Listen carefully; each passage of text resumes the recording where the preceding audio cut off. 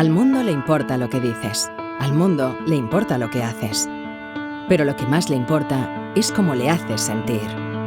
Cada día queremos sentir, a lo grande. Experimentar algo único que nos emocione. Necesitamos que la información vaya más allá de las palabras y que conectar sea más que abrir el portátil. Queremos creer que entre todos podemos hacer del planeta el lugar donde merecemos vivir.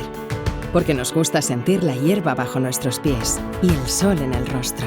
Queremos sentir la historia y la innovación y descubrir nuevos sabores. Sabores centenarios y que nuestro tiempo vuelve a ser nuestro. Estar, en definitiva, siempre en el centro de todo. Queremos sentir que todo puede pasar, que no hay límites, sentir la libertad.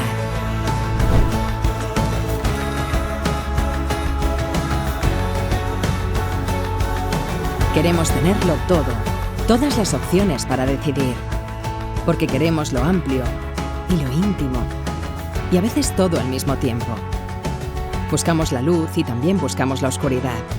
Queremos sentirnos acompañados, caminar con gente que no solo sabe lo que queremos, sino que nos lleva más allá de nuestros límites. Queremos pulverizar nuestras zonas de confort. Nos sentimos conectados y ágiles y digitales. Y nos encanta disponer de posibilidades infinitas que se renuevan segundo a segundo para que lo impensable ahora sea posible. Ver, oír, sin duda, sentir.